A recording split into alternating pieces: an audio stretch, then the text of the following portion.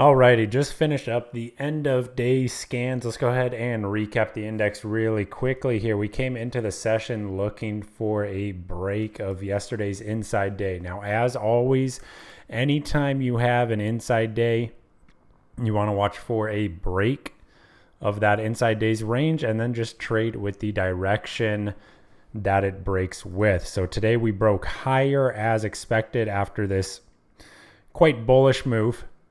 And now we're testing the key daily pivot in the 4400, 4420 zone. So this provided a couple of layup trades for today's session. Nothing too out of the ordinary, nothing too wild. Did put in a little less than a 1 ATR move. So pretty muted move as far as the normal average true range is concerned. The issue that we are seeing now is that the index is 7 days up consecutively. So we are due for some type of pullback, due for some type of consolidation here, at least in the near term. Doesn't mean that the bullish trend cannot continue. It just means that price is a little extended here. It is a little exhausted. Now, again, that's never a reason to short on its own. We still want to see some type of confirmation within price action, but I do mention that because we do want to start shifting the expectations from hammering the longs into looking for, at least at the very least, some type of near-term consolidation here. You know, maybe a couple more days of range trading, or perhaps some pullback, maybe a retest of the 200 MA or something like that. So just keep an open mind here as we get into the end of the week. Now, the main area of interest for tomorrow is this 4400 level. This is, again, the big daily pivot. I do want to see how price reacts here. I do expect some sellers to materialize versus this zone, simply because it is an area, again, daily pivot, it is an area of prior resistance, prior support before that we can see on the chart here. So main watch ES 4400. As far as NQ is concerned, we did trigger the breakout of this trend line that we talked about this morning. Have been tracking this for a few weeks now. Did trigger the breakout today, so pretty much just want to see if NQ can continue up through essentially these highs. If price can break that Thursday, October 12th high, you do have a change in character on the daily chart, meaning the most recent lower high on the daily chart here is now negated, right? So that's a true change in character. That's a true change of the trend. A lot of traders look for a trend line break as kind of the trend changing. That is an effective method, but it's not the best, simply because a trend line only highlights a rate of change. A true trend is determined by a series, in this case, of lower highs. So you don't know that the trend is broken until the most recent lower high has broken. And so price, if it can break this 15,465 high, you do have a true change in character there. So NQ main watch is whether or not they're going to show any type of continuation from today's move.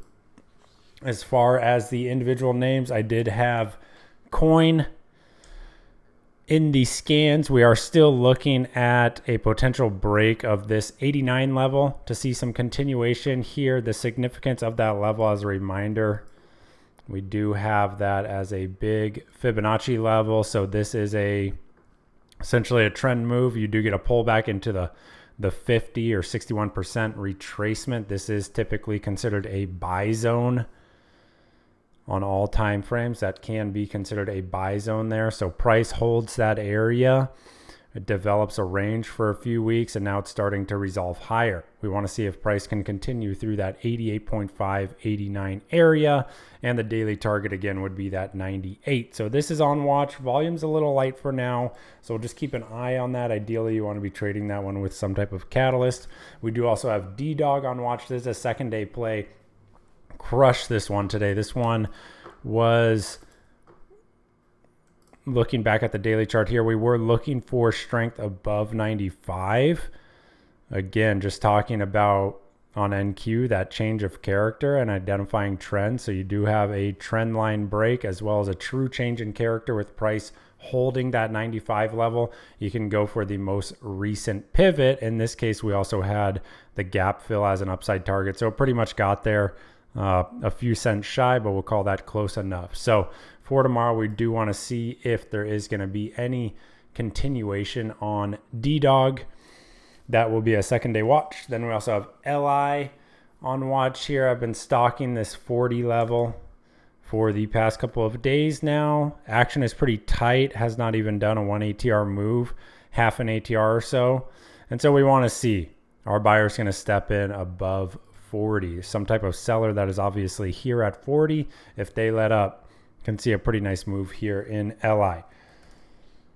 Do have pins as well, so this is a pretty nice setup. You do have a big weekly base. Price is tightening near the highs, near the resistance of that base, of that range. So this is a bullish development. You want to see if there's going to be any type of continuation through the recent highs, essentially through 31.4, today's high, pretty much. So volume is pretty good. That would be a breakout play on pins. We also have ROKU.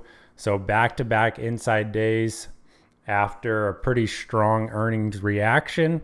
This is typical. Some consolidation after a big volatility expansion move. Now we're just looking for that next leg, if it's going to materialize higher or not. Very straightforward. And then Uber, pretty nice today. It did open much lower than I would have liked it to. I was looking for an open near 49.3. Did not see that, but our idea still triggered with a test of PT1. So now this is pretty straightforward. Tomorrow we're looking for a continuation of today's move, which would be the second day play, and you do have the benefit of a daily breakout here as well. So that's pretty much the list as far as individual names is concerned. We're looking at Coin, DDOG, LI, Pins, ROKU, and of course Uber, and then ES once again 7 consecutive days higher, getting into that daily pivot. So we are due for a pullback. It does not necessarily mean that anything is bearish, and it is not a reason on its own to be selling, but it is something that we do want to be watching for. So tomorrow I'll be primarily looking at the reaction versus that 4,400 level. And just to reiterate, an NQ, today's high is going to be your best reference point there. So that's the list for tomorrow, guys. Hope everyone had a great day. I will see you tomorrow morning for the pre-market live stream. Take care.